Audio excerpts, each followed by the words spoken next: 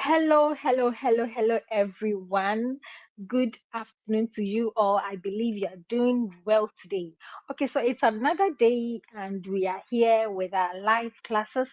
Now, because of the network issues, we are either doing Tuesday or Wednesday, but whatever it is, we still know that we have to, still come up with this class. So that is why we are here and we just have to move today. I welcome you all. If you are joining and you can see me, if you can hear me, let me know in the comment section that you can hear me and you can see me.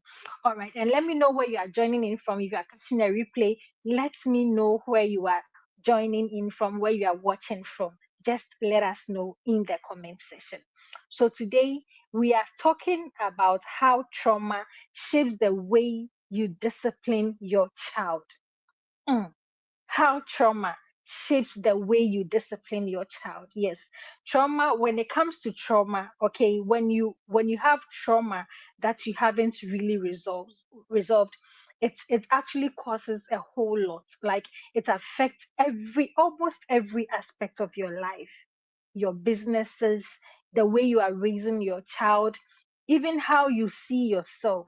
Trauma affects you, how you think of other people, how you relate with other people. It's a whole lot. So if you want to really, become more intentional, if you want to really do things the way it has to be done, then you have to know that it's important that you heal from your past wounds. It's very important. Healing is so important on, everyone's journey, for you to be really, for you to come out to become, a whole, a wholesome person.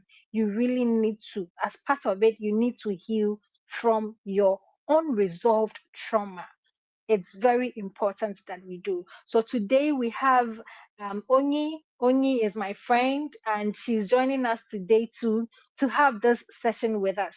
So if you haven't taken your pen, your paper, if you don't have your pen and your journal or anything that you'll be taking notes, please, I'm giving us some 2 minutes to get our pen and jotters ready so that we can take some notes, because these classes are for free, yes, but you get value. Okay, so everything that you are learning, you need to document it so that as time goes on, you can be referring to the notes that you have put down. It's very important.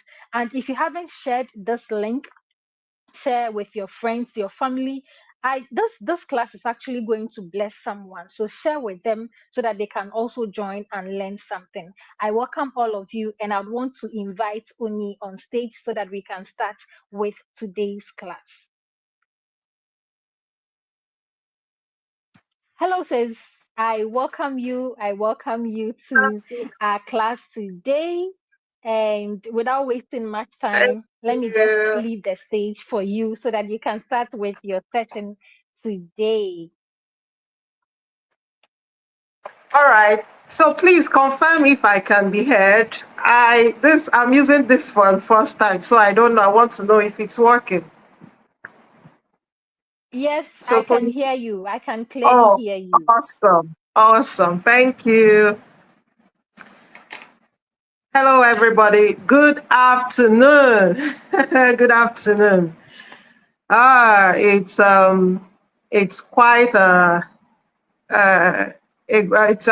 great opportunity to be here once again and to enlighten us, right? To open up our eyes and to make us see reasons why we should unlearn and relearn, right? So today we'll be talking about, ways, how trauma shapes the way we discipline our children, right? And we have like 5 ways. So by the time we get into it, you can identify 1 or 2 ways by which trauma or unresolved trauma affects the way we discipline our children. So, I've heard a lot of people, and it's so true that if we start to assess, ourselves, how we were raised, we'll see that we that like 90% of us needs to, go through healing journey, as parents, right? And I so much agree with that. Now, a lot of times we tend, even if we don't, even when we vow, oh, I'm not going to raise my kids the way I was raised, even though this one happens, that I would, make some changes. I said that. Yeah, I said that while I started having um, my kids, right? So the thing is that a lot of us, we have gone through, emotional abuse. We've gone through neglect, as children, growing up. We've gone through physical punishment. And the thing is that when we look at this physical punishment, we, especially in Africa, believe that that's one of the ways, the most important way to discipline the children. Yes, in Africa, we brag. Like, if you see that on social media, you see people mentioning things that they were punished with, physically, how they were punished, and we laugh about it. But the thing is that, is it something we should laugh about? Okay. Now, when we have gone through all these things and we grow up, we become adults, we have our own kids, and we do not handle them, we do not heal from our unresolved trauma. What it does is that it leaves marks, right? It leaves marks on, how we see the world, how we see ourselves, and how we see others. That's just the plain truth. Now, when these marks, when they don't disappear, when we do not acknowledge them, when we do not accept that, yes, I went through this, and this is what it has caused, when we do not know the effects of this unresolved trauma, what it does is that it doesn't disappear. It still, stays with us as we grow. Now, if we don't walk through them, they will influence the way we respond to stress. It will affect the way we respond to, relationships, how we have our relationships. It will also, the most important thing is that it will influence the way we raise our children. Because a lot of us, when we look back, oh, I was treated this way, I was neglected, I was punished, my parents did not love me, a lot of things, we list them down. But we say, oh, I'm not going to, I swear, I will never, my kids will never, ever go through this. But the thing is that we don't know how we become our parents. I was talking with one of my clients, and he said that when his mother, he's a parent now, that when his mother,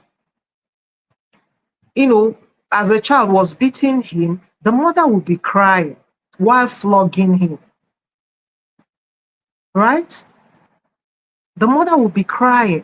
The mother would tell the child to go and get the cane, and he will bring the cane, and the mother will be flogging him and will be crying. Why do you think that happens? It's not because she's enjoying flogging the child. No. The cry is because the tears are coming out because she knows that this is not the right way to discipline this child for what he has done. But I do not know another way to handle this problem. So she's in agony, she's in pain, she's in regret, yet she's still doing that same thing. So you see what unresolved trauma can do to us. It so much affects the way we raise our children. I'm a living witness. If you've not been there, I'm a living witness, right? I've been there. So the thing is that now let us look into The ways, what are the ways? What are the ways by which our trauma affects the way we discipline our children? Number one is we repeat the cycle. Yes. Number one, we repeat the cycle. Now, what is it? What is this all about?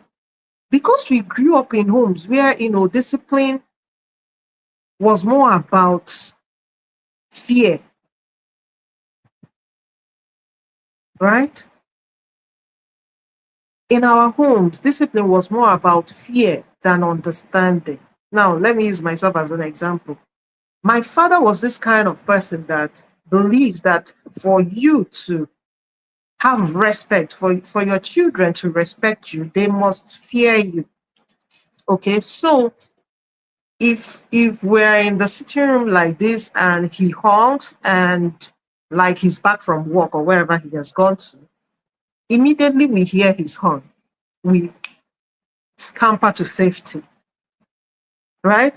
It gives him this sense of, yes, this is what I want, right? When he raises his voice, everybody, when he yells, everybody, like you, he loves seeing that fear in us. He believes that that's the only way. That's the only way he can command that respect. That's the only way he can instill discipline in us. So we grew up with that. And a lot of parents are like this, especially in our in our climb. All right. So we repeat that cycle. Right now, when I started having my kids, I believed so. I did not enjoy running away from my father. I saw him as a tyrant. Yet, I started having my kids and I expected my kids to do the same. When I come out and I raise my voice, everybody will get up and do what they're supposed to do. You see that? So I started repeating that cycle. Remember, I said I didn't want to, but I couldn't help myself because I didn't know any other way to do it right. So I repeated what I saw my parents do, especially my father. Now, we for some people, it can be they will spank you. Your parents can spank you, excuse me, right? So your parents can spank you. It can happen that you're being spanked, right? Then for some people, they will shout at you. And if you're not lucky like us, then it will be a combined thing, right? So we were being spanked, we were being yelled at, we were being, punished physically. Sometimes it's silent treatment. Like imagine getting this whole thing, like total package, I love to call it total package. Okay. Now, the thing is that when you look at what your child have done, it might be a small thing, something that doesn't even make sense. Just a small mistake. But because we have gone through these experiences, because we have not yet healed from all these things, we believe that, oh, that this is the way. This is the way, even though we do not believe, like, I don't know how to put it, but even though we do not agree, right, that that's the only way, but we see ourselves doing it. Now, as a parent, this our experiences, it has given us the blueprint. It has given us the map, if I can call it like that. It has given us the manual, right, for disciplining our children. So we tend to repeat the cycle. We do not do all these things because we are bad parents. A lot of people are they wallow in regrets. They condemn themselves. Oh, I'm a bad parent. I beat my child even though I do not want to. You're not a bad parent. Sorry, you're not a bad parent. But it is because those, our unresolved trauma, that you know, it has counteracted our logic, system. We cannot think otherwise. It's a straightforward thing. That's what unresolved trauma does. It changes, we stick to that. We do not want to change it because these are things that have developed over years. It did not happen in a space of 1 week, not even 1 year. So it will override our logic system now, which in turn affects the way we react. It's not because you want to kill your child or you don't, it's because that's the only way we know. So the aim of this thing is to let us know that this is the reason why we discipline our children, that it's as a result of what we went through, our unresolved trauma. Right? Now, the second thing is overreacting to small things. That's the second way, our unresolved trauma affect the way we discipline our children. So because we have gone through all these, painful experiences, it makes us to be hyper vigilant. Now, like we're on edge as if something, we expect that something bad must happen. So as parents, we can be in our room, or maybe we have a visitor. You are in the sitting room with your visitor and the kids are maybe in their room or outside playing, and you're hearing their voices, they are laughing. What's coming to your mind is that these children must injure themselves.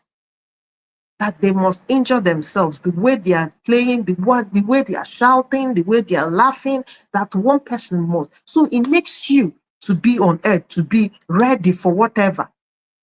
We become hyper vigilant. Now, when one of them mistakenly maybe breaks something or spill something, I want you to imagine, or even injure themselves. What do we do? Because we have been thinking, because that our nervous system have interpreted these things for a long time as threats. So what it does is to send that signal to your brain that there's threat, that's threat, that's threat. What do? We spring into action immediately. And the first thing we do is we yell.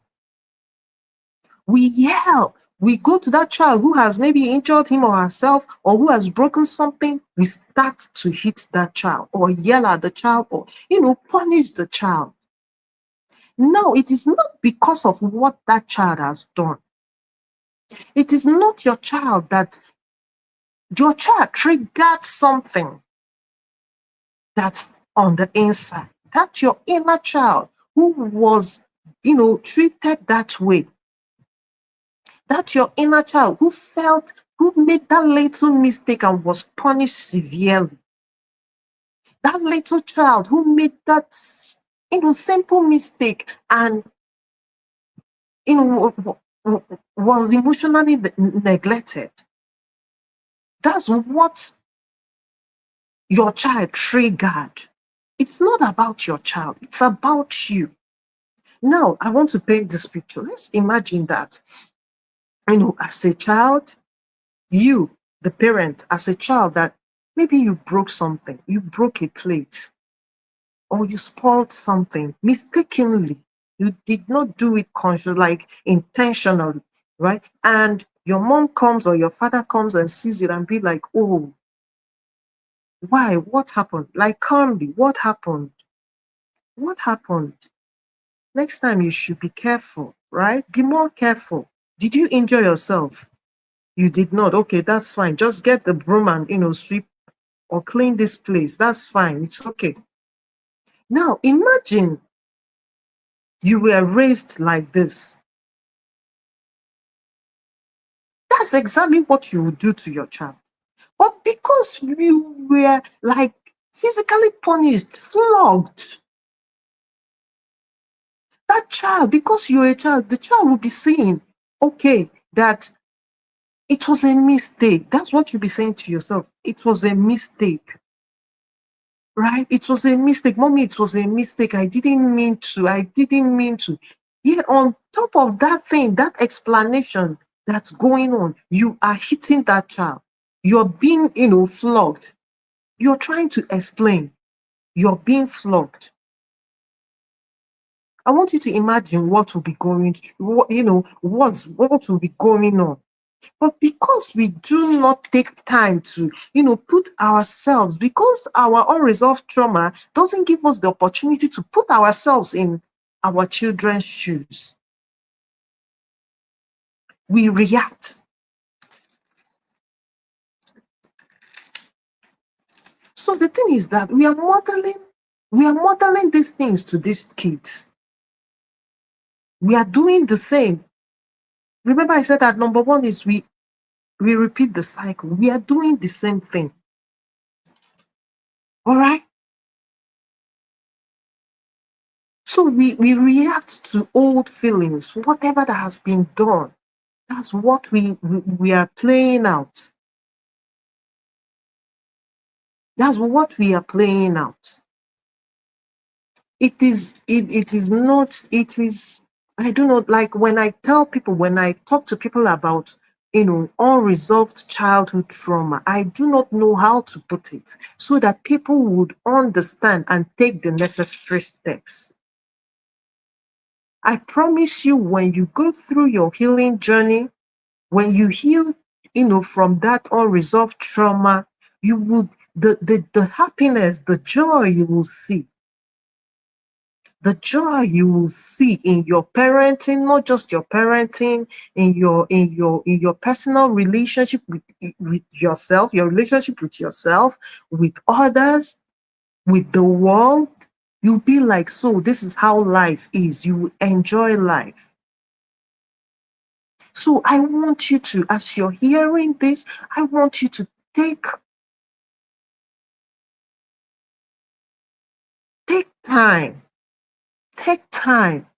There's this thing coming up. This healing trauma, healing from unresolved trauma coming up. Use this opportunity. Yes, it's so true. Use this opportunity to take the advantage. Register for this course. I don't want you to think, because they want to take my money, or no, it's not about that. You would see the changes. Just register for the healing from unresolved trauma course.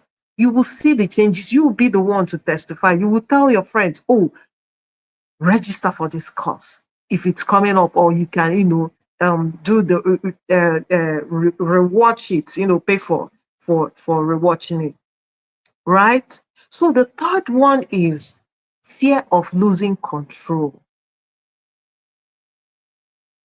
Fear of losing control. When we do not heal from our unresolved, trauma, what will be in us? Because for some people, the thing is that for some people, they always want to be in control. That's what trauma does. I bet you must have come through, somebody who loves to be in control, not like in a positive way. The person would want to control your life, control their own life, control the situation. Whatever he or she says stands. If you're not doing what they want, you're on their bad book. Excuse me. If you've not, I've seen a lot of people who are like that. If you don't say yes to their demands, whatever they want, it's a problem. So they always want to be in control. And when they feel like they are losing control, they see it as a threat. They see it as threat. So what happens is that Children are naturally emotional. They are curious. So when when as we are growing up and maybe in our environment we felt powerless, we felt unsafe. When we grow up, we always want to be in control. We want to be in control just so we feel okay. So as parents, when we start having our children, we expect them to be perfect. We expect them to be prim and proper. We expect them to follow our rules and regulation without questions. I expected that from my children.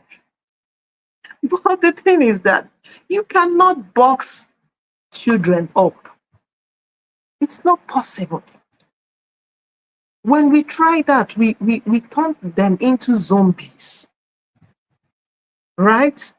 When we try to box them, when we try to control them, when we try to make them follow our instructions to the dot, we turn them into zombies. Now, for some children, they can't take it. They can't take it. Yes, when you want to push them, when you want to tell them that your word stands, they can't take it. They rebel immediately, right? They push back. They come up with questions like why. And when they ask that why, that's when they trigger it.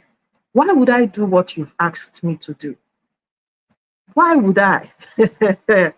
And that question triggers our unresolved trauma. And when they ask that question, we feel threatened. Who are you to ask me that question? Yes, we turn them into zombies. Who are you?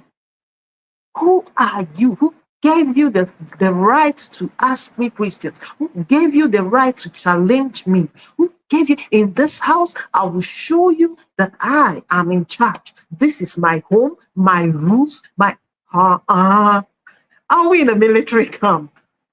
Now I'm not trying to be that all I was like that. I was like that, and that was what I how I was raised up. I wanted my children to do what I said. But my children, they can push back. The three of them, oh my goodness. The first one will start, silently. And it all depends on the child's temperament. See, my first son is a phlegmatic. My goodness. He's always on his own, right? He keeps quiet, but you see here what's going on in here and here.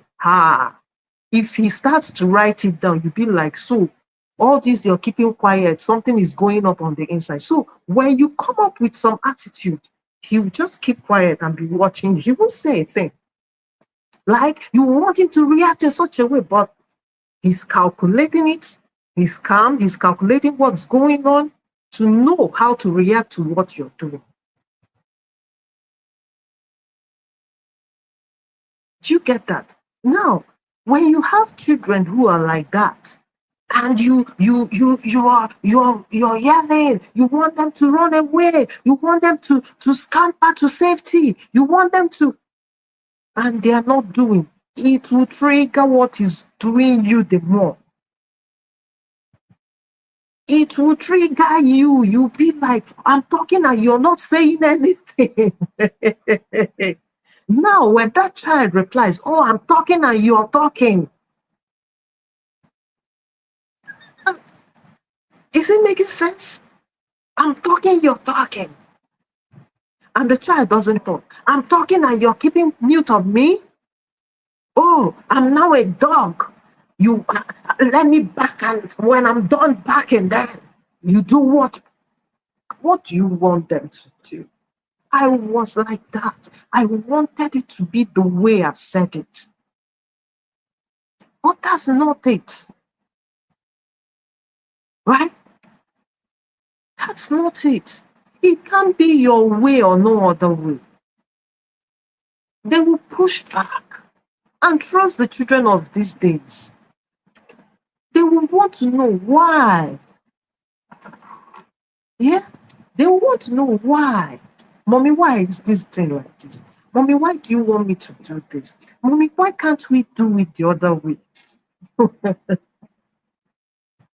And that why will be the mommy, why? It sets up a spark in your mommy, why? Bam! It sparks another one, and you're boiling.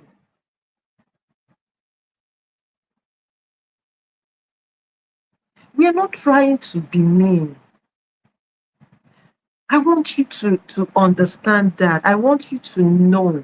I understand where you are. I've been there, right?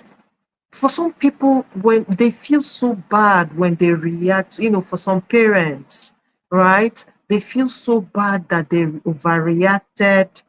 I've seen that. They feel so bad that they reacted in such a way, right? You see them when they come inside their room, they start to cry. Oh Lord, why am I like this? Why am I treating my children like this? I'm becoming like my father. I'm becoming like my mother. You're not a bad parent. You're not mean. You're not mean. What is going on is that your nervous system has been conditioned to feel like, like when you're losing control, that's a threat. It's just, trauma stays in our bodies, not just what we went through. Our body experienced that. So it's in our nervous system. That's now when you undergo the healing journey, when you start the healing journey, what it does is to change those things, right? With some exercises, what your body is feeling or what your body has gone through, the healing helps to change. The healing, the tools and the skills that you'll be given to will help your body, right, to change the narratives. Your nervous system will start sending, change the messages it's sending to the brain. They will start to reform and reformat whatever messages it's sending. Your brain will start seeing that this is not a threat. My child is not a threat. It will be, your mindset will be changed. That's what healing does. All right? You're not a mean parent. You're not a bad parent. But you have to do what you have to do. Nobody can do that for you. Because the thing is that if our unresolved trauma, it will strain our relationship with our children. You do not want, when they are all grown, they will start running away from you. They wouldn't want to come and spend some holiday with you. They wouldn't even want to call you on the phone because they don't know the drama you bring up, right? So the child will be like, let me be on my own. I don't want stress. Let me protect my mental space. So it strains our relationship with our children. So if we do not want to be like that, why don't we start now to make the necessary changes? Why don't we start now to make the necessary changes? It's not even if you're listening to this video, you're watching to this video, you don't even have to become a parent for you to start your healing journey. You don't have to become a parent first. Because when you start your healing journey as a single person and you get married, it will help you in your relationship with your partner first. You will have a blissful relationship with your partner. All right. Now imagine when you're in that space, in that healing space, you're helping your partner too. Imagine raising children in such a lovely space. So heal so you don't cut others. Heal so you don't bleed on others. Heal so that your true self will come out. That lovable person that's inside will show.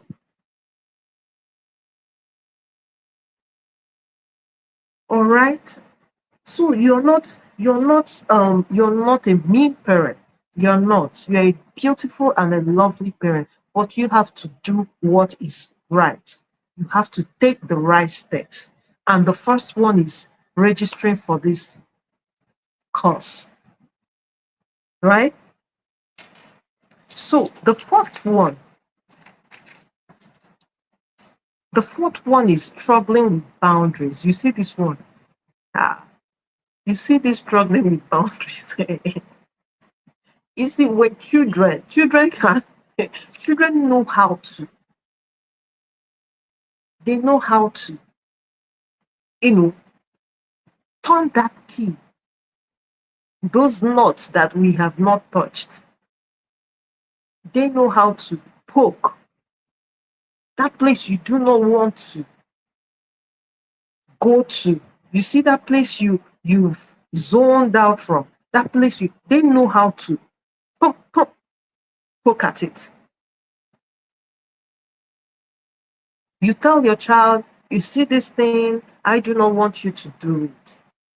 In the next 30 minutes, that child is repeating that thing. That's if it will be up to the next, 30 minutes. You tell the child, like what you know, schools have, vacated for the Easter holiday here, and my last baby is at home. Like every day, I always have my me time, my time. All right. So I come into my room, I lock the door. I come into my room, I lock the door, and they know once I do that, you do not come close. This is mommy's time. Okay, so others know that this is it. This boy will come, knock, I won't answer, he will continue knocking. And I've already told them that once you knock and I do not answer, if you knock twice and I do not answer, that means I want to be on my own. I want that space. I'm busy with myself. Okay. So he will knock, he will continue to knock. If I don't answer, he will leave. After like 5 or 10 minutes, he will come back, he will continue to knock. And somebody will expect me to get up and yell, and that's the child in him showing up. It's not like he did not hear what I told them, the instruction I gave, right? But sometimes that child in you, they are innocent, like it displays itself. It's not like your child wants to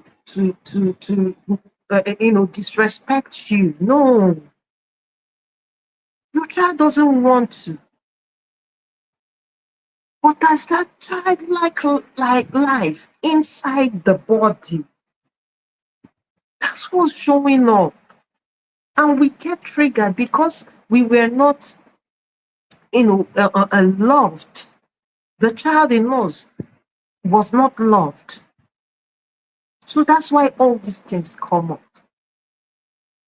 So number 4 is struggling with boundaries.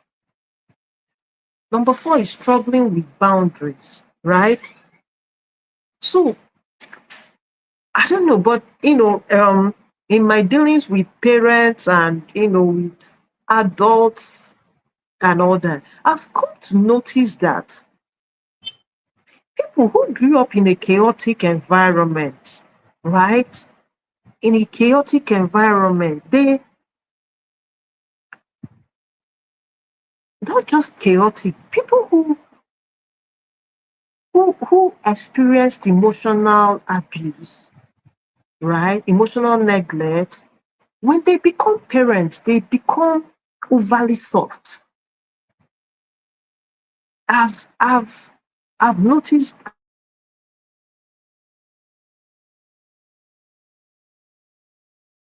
that become overly soft. They do not want to. They do not want to raise their children the way they were raised. They do not want their child to go through what they went through. Now, what happens is that for your child not to feel bad, for your child to feel loved, you allow that child to do whatever they want. You allow that child to behave, to have whatever they want. You don't want them to feel bad. Oh,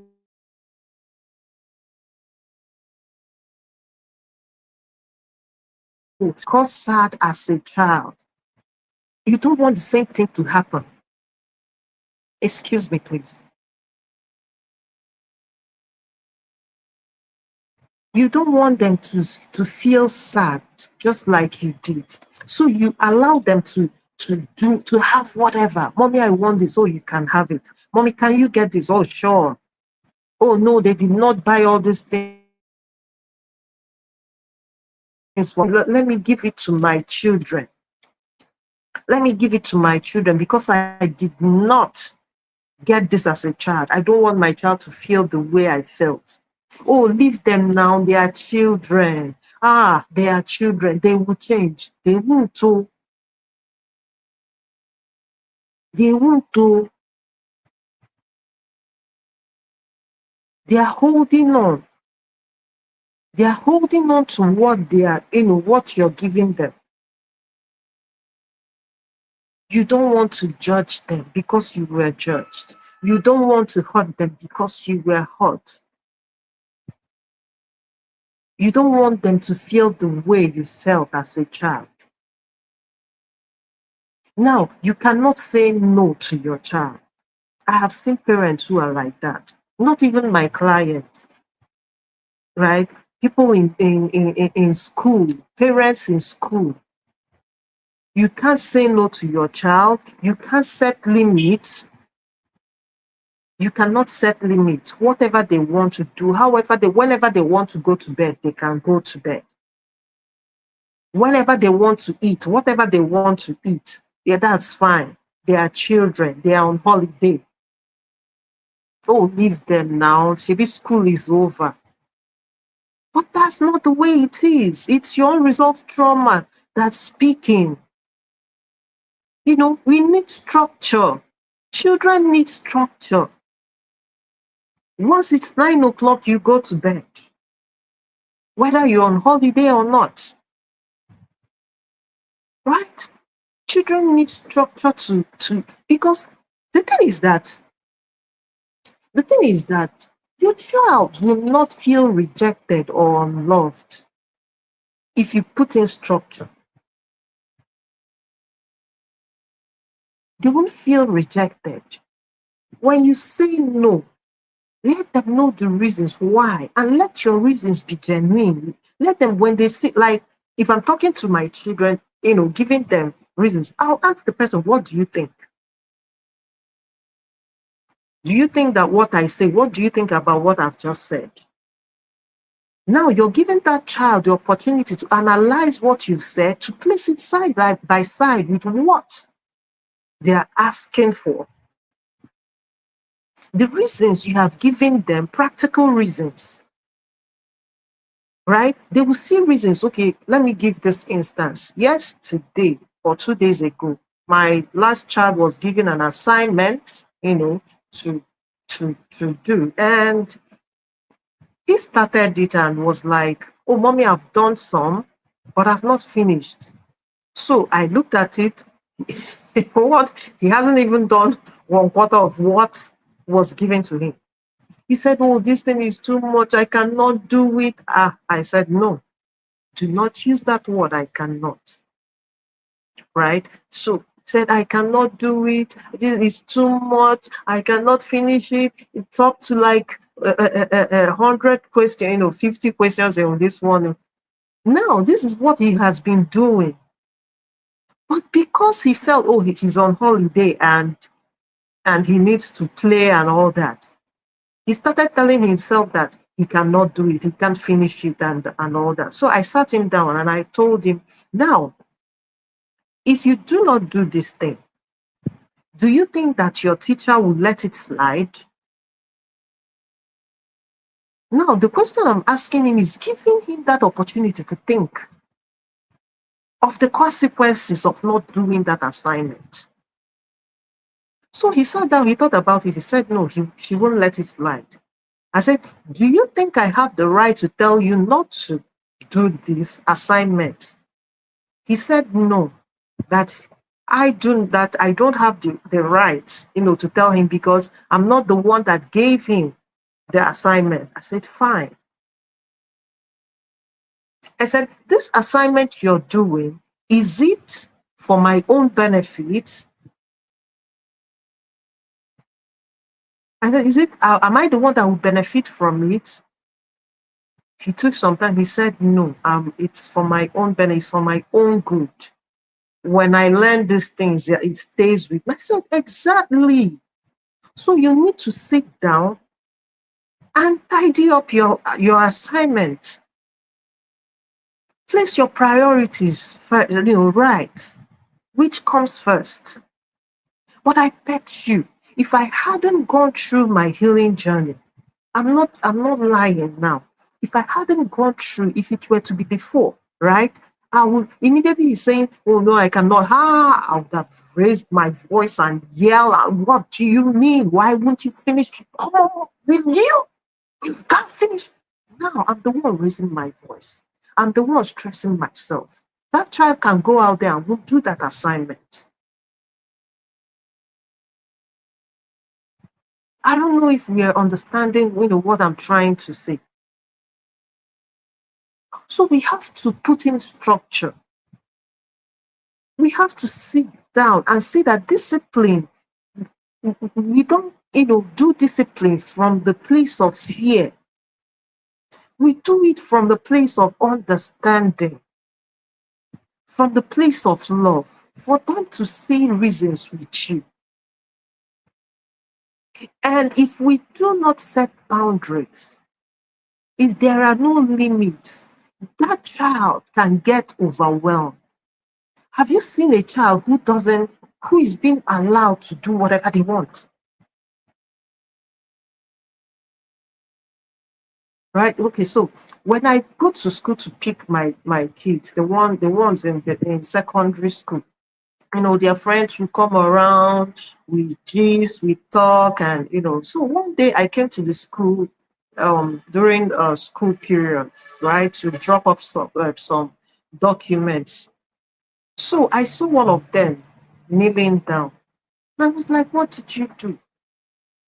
He said that he wrote something, they were having they had a guest, who spoke to the students. So the boy wrote something down and, some inappropriate statements, and the teachers, got to see the statement on the piece of paper, and they told him to kneel down and all that. So as I was when the school was over and I came to pick my daughter, so we were, talking about that and what happened in school. And she said that, Mommy, those twins, okay, the boy is a twin, right? So he has a twin sister.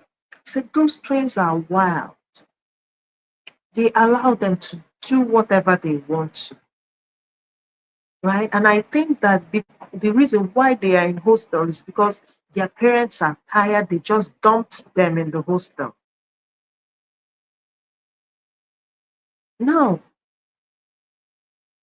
the parents, because of this, because I've seen what unresolved trauma can do, I don't quickly condemn parents.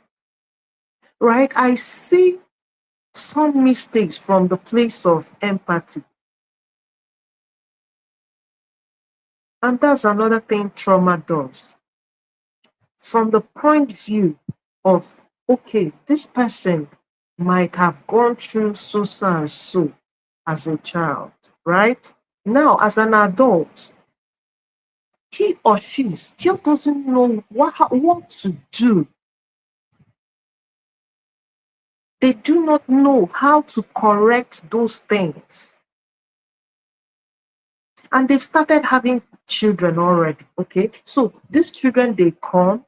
Remember, I said that we recreate the cycle, right? So the parents, they start over, all over, to play out those things. The manual that has been handed, unintentionally handed to them. So they start all over with their children. And at some point, they get choked. They get overwhelmed. They do not know how to handle that because there's no system. There's no structure. You have to, first of all, before you enforce a system in your home, before you put in a structure in your home, you must start with yourself. That's the honest truth. You have to start with yourself. You have to discipline yourself. You have to test run that structure with yourself before you can enforce it where your kids are. So when you do not have that, when you can't discipline yourself, how can you discipline your child who doesn't have any manual for parenting, who doesn't even know what parenting is all about, who is just a child living his or her life, looking up to you, the parent, to learn from you? So these children, they become wild, right? Not in the sense of like, they do not have any compass. They have nothing to hold on to. They have nothing to run with. So they are looking at you. Who is their compass? Who is their GPS? Right? You, as the parent, you're their GPS. You are overwhelmed. You are confused. They know. You see, these children, they know when we are doing it right. They know when we are not. So they look at you. You're not getting your acts together. You're not getting your acts together. You're not doing it right. What do you expect them to do? They become overwhelmed too. They act however they want. They learn from this person, they learn from the other person, they join it together and they run with it. Yes, they are born with emotion, but they lack the skills to regulate those emotions. We are the ones that will equip them with the skills to regulate the emotions. And it starts with us. It starts with us.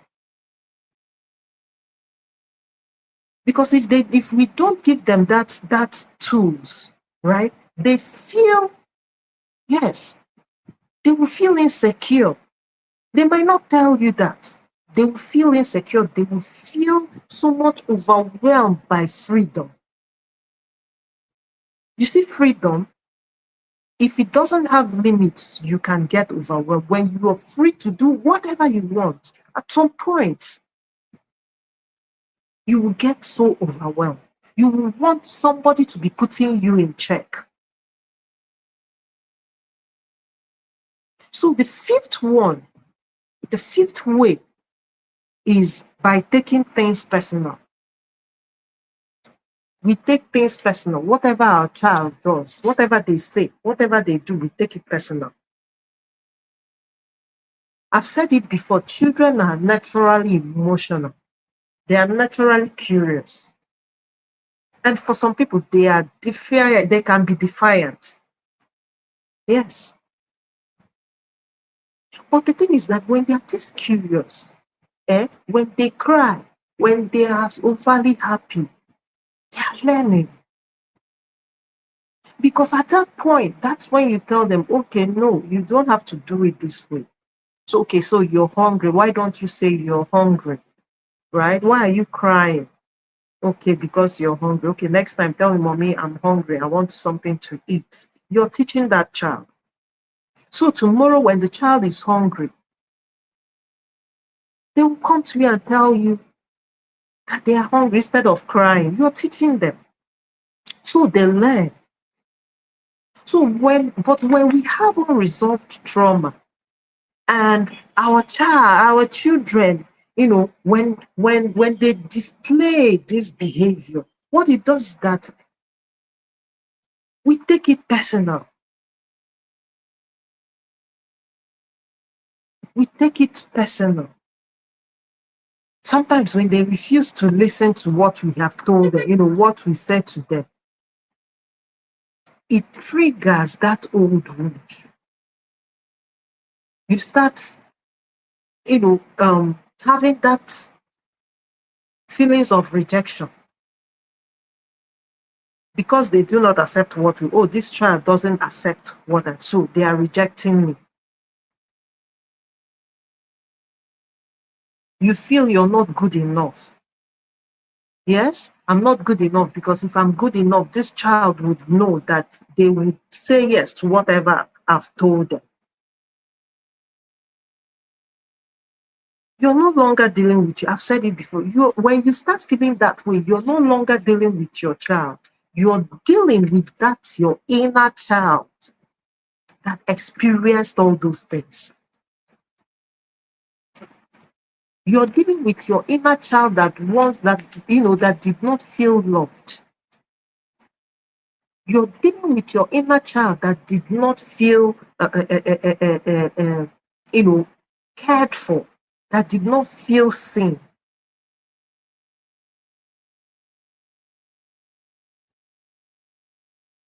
So we have to learn how to regulate our emotions. If we don't, heal from our unresolved pain, unresolved trauma, we would, unintentionally pass it on. You pass it on because our children, they are learning from us. We pass it on. It is what it is. And you don't want to do that. It's not a good place to be in. It's not a good place to be in. It's not. I bet you it's not. I'm telling you, I've been there. And I'm here now. And I can tell you it's not a good place to be. It will strain your relationship with your children. So what's the goal of parenting? Is to raise kids who are wholesome. Be socially, physically, mentally, spiritually, emotionally, right? A wholesome child. And you can't do that by controlling that child. You have to be in a safe space for you to do that. So that whatever they do, we don't get triggered by it. Whatever our children display, we are in a better place to tell them, to correct them, to make them understand, and not to make them fear us. We make them understand and not fear. Right? So I hope that as you watch this video, you will come to terms that, oh, no, I really need this. I really need to heal. I have to heal for myself, for my children, for the society, and for the world at large. And the first way, the easiest way to do that is to register for this course, right? Register for this course and you take it up from there. Thank you. Oh, wow. Thank you so much. Another insightful session. Thank you so You're much, sis. We welcome, are Steve. so grateful. We honor you for your time. I mean, when we always call, You sure? Thank you so much. God You're bless you welcome, for sis. this session. All Thank right. So you. I would want to say bye bye to you and see you All again next right. week. Thank you so much. Okay. Yeah, bye. Mhm. Bye. Okay, all right. So we are done with today's session, and we are grateful. We are always grateful to God. We are grateful to you too for your time for joining to learn something. Now, healing has to start, whether we like it or not. If you don't heal, that trauma will still haunt you. It will keep haunting you, yourself, your children. You are going to bleed on people who didn't hurt you. And in the Bible, there were, Moses couldn't control his anger. And if you could trace it back, the Levites, they had anger issues, and no one was able to stand up to deal with that thing, that pattern in the family. So it continued like that, and they had to face the consequences. So if you don't heal from your traumas, it never ends. Your children are going to have to heal, and they will also pass on. If they don't heal, they will pass on to the next generation, and it continues like that.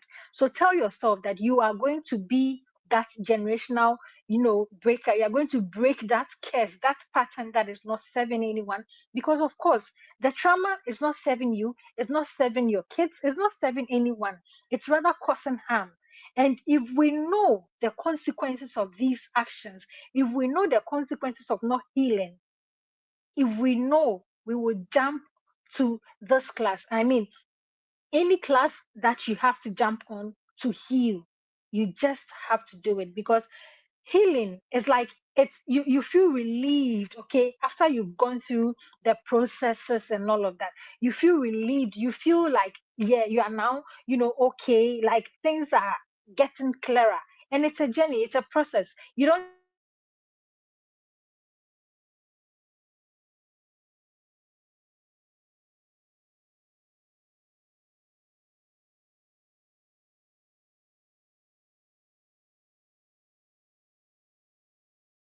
just heal overnight. You don't just